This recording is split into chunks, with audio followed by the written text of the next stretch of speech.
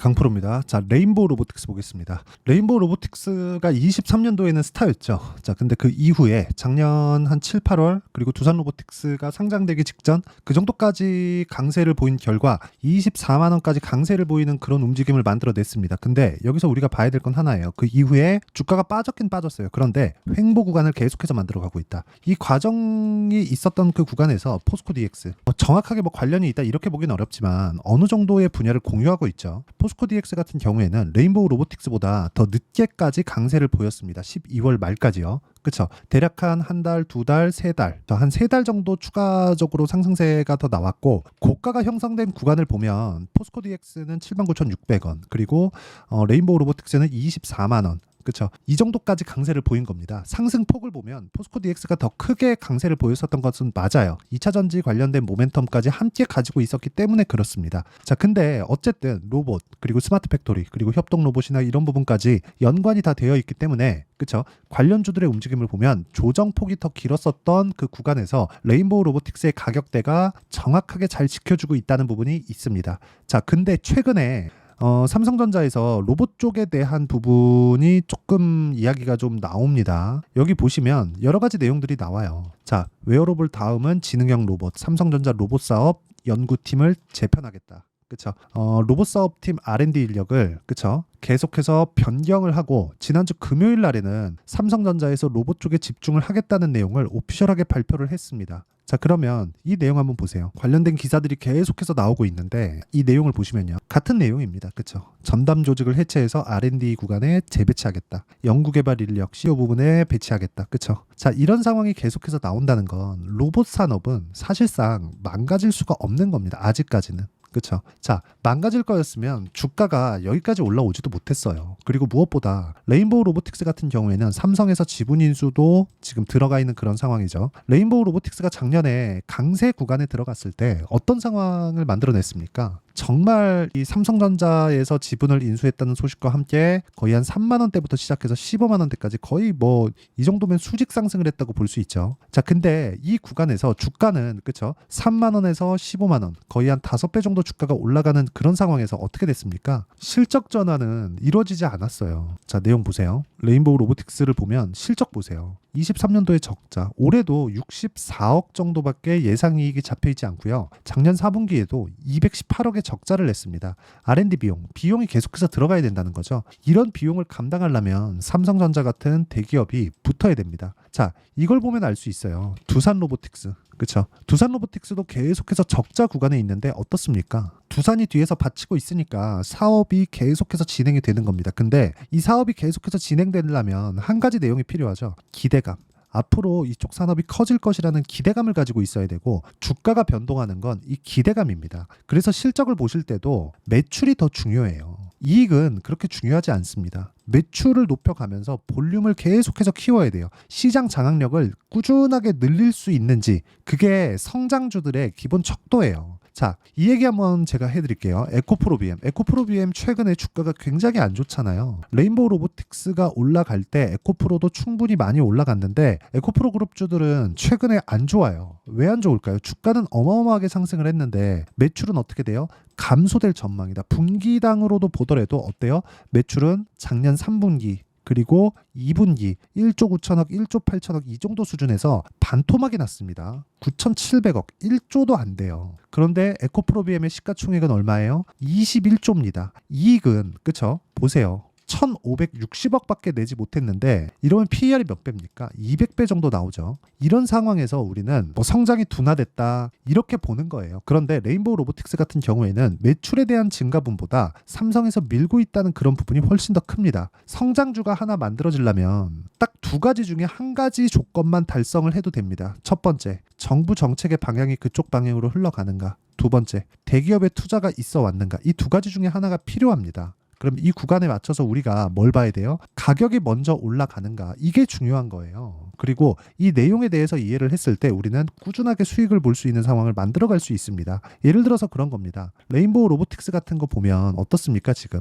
강한 구간에서 가격대를 버티고 있잖아요. 아쉽게도 더 빨리 갔으면 좋겠지만 고가를 아직 회복하지 못했고 고가까지는 한 40% 정도의 상승세가 나와야 돼요. 그런데 40% 정도의 상승세가 나오기까지는 8배 올라간 작년에 이 고가를, 그쵸? 거의 한 7배, 8배씩 올라간 이 형성되어 있는 고가에 나오는 이 물려있는 매물들을 다 먹어가야 되는 시간이 필요한데 그런 과정에서 조정이 나와요. 조정이 나오는 구간에서 우리는 뭘 해야 됩니까? 당연하죠. 매물 소화 과정을 거치는 겁니다. 이 매물 소화 과정을 이해했을 때 우리는 꾸준하게 매매가 가능하다는 거고, 그 매물 소화 그리고 효율 높은 매매를 하기 위해서 제가 여기 레인보우 로보틱스의 가격과 단기 보유 전략을 제가 함께 준비를 해왔습니다. 단기는 2주입니다. 2주. 단타를 치라는 게 아니에요. 2주 동안 내가 수익 전환을 시킬 수 있는 가격대를 잡는 것. 그래야 내가 시장에 끌려다니지 않는 거고, 이 내용에 대해서 이해를 하면 정확하게 제가 어떤 식으로 타점을 잡는지까지 이해를 하실 수 있을 겁니다. 이따가 제가 매매 내역까지 다 보여드릴 겁니다. 자, 근데 지금 중요한 건 이해를 먼저 하는 게 중요하다. 그래서 레인보우 로보틱스의 단기 보유 전략, 그리고 최근에 로봇주들의 변동성이 상당히 크기 때문에 실시간 타점을 제가 문자로 공유를 해드리도록 할 테니까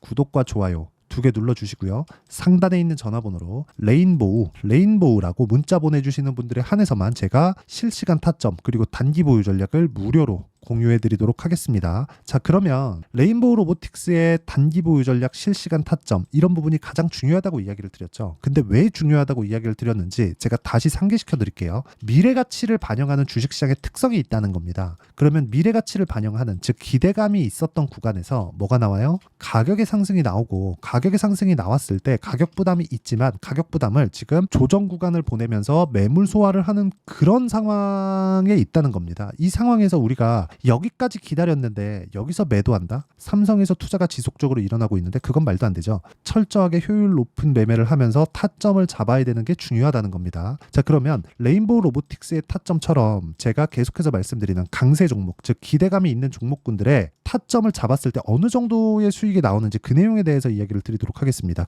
자, 여기 보시면 그렇습니다. 여기 일진전기, 최근에 전기 관련주들이 상당히 강하죠. 근데 강한 구간에서 매매를 했을 때 어때요?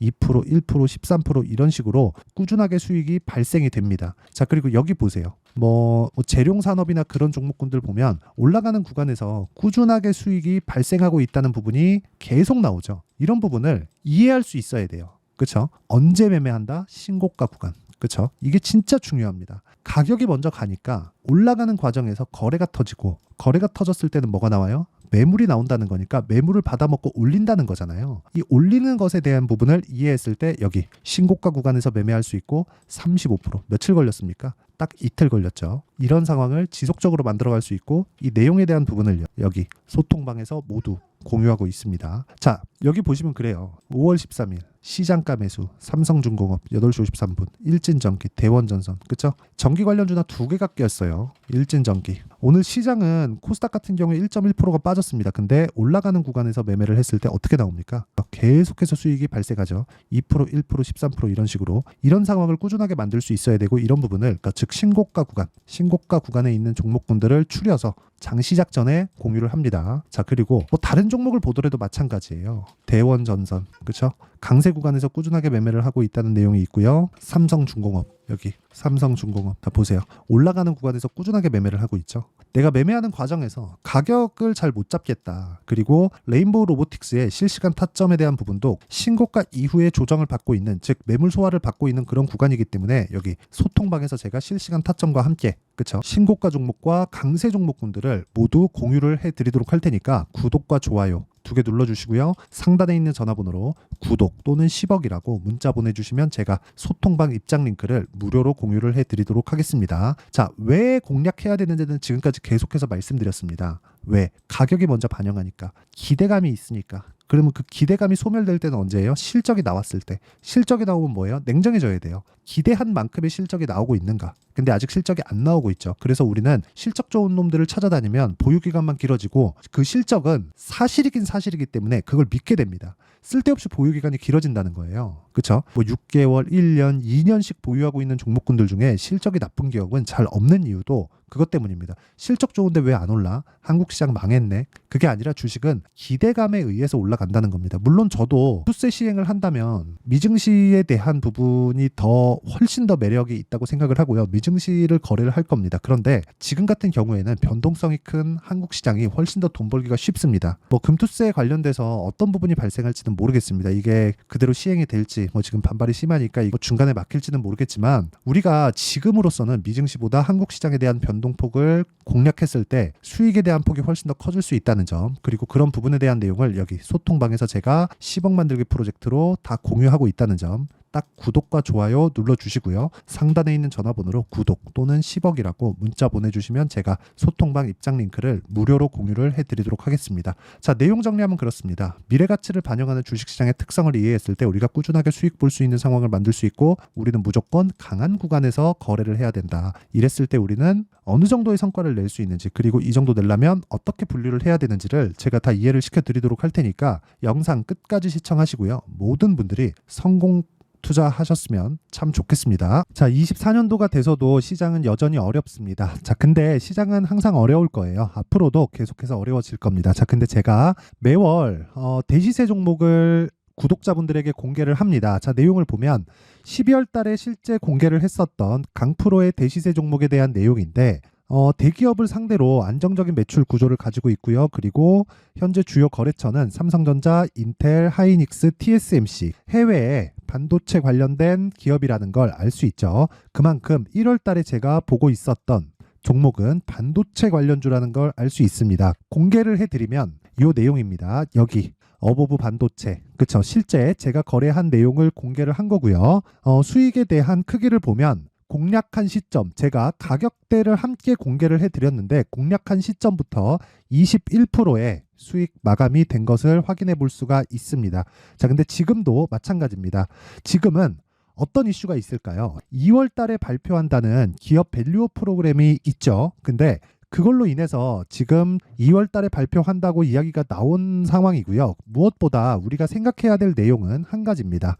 어떤 이슈나 그리고 어떤 뭐 상승할 수 있는 내용으로 인해서 주가가 올라가는 것은 맞죠. 하지만 가격이 먼저 반영한다는 걸 반드시 알고 있어야 되고, 그런 내용에 대한 파악이 되었을 때, 그쵸? 여기 어보브 반도체처럼 21%, 그쵸? 대략 3에서 4일 동안 20% 이상의 수익을 먹을 수 있고요. 그리고 여기 HLB 같은 종목처럼 대략 일주일이 채 되지 않는 기간 동안 30%의 수익을 낼 수 있습니다. 자, 그러면 답은 나왔어요. 재료에 대한 부분보다 중요한 게 가격이다. 자, 근데 지금 시장에 쏠려 있는 게 뭐죠? 2월 달에 발표하는 기업 밸류업 프로그램에 대한 내용이죠. 자, 그러면 우리가 이쪽에다가 지금 집중을 해야 될까요? 그 내용을 한번 보겠습니다. 기아차의 차트를 보면요. 1월 24일 날 정부단에서 입김을 불어넣은 이후에 시세가 강하게 발생한 것처럼 보이지만 애초에 12월 달부터 신고가를 달성했다는 걸 확인할 수 있습니다.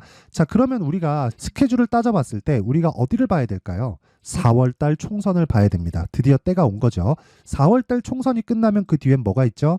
대선 전국으로 들어갑니다. 그러면 우리는 4월 달 총선부터 시작해서 대선까지 이어질 수 있는 종목을 찾는 게 정말 중요합니다. 그게 정부 정책의 방향과 그리고 스케줄에 맞춰서 가는 거예요. 정치적인 상황에 따라서 주가가 움직이는 걸 우리는 수도 없이 많이 봐왔기 때문에 스케줄에 맞춰서 가는 게 지금으로서는 답이 될 수 있습니다. 그리고 무엇보다 어느 정도의 시세를 내는지 그 첫 번째 단계인 상황을, 그쵸? 제가 12월 달 밝혀드렸었던 대시세 종목으로 이미 공개를 해드렸기 때문에, 그쵸? 어떻게 제가 매매를 했는지까지 다 보여드렸습니다. HLB처럼, 그쵸? 31.9% 걸린 시간은 4일밖에 되지 않죠. 이 종목을 제가 가격과 그리고 어떤 종목인지를 애초에 12월 달부터 공개를 한 겁니다. 자, 그러면 지금도 마찬가지예요.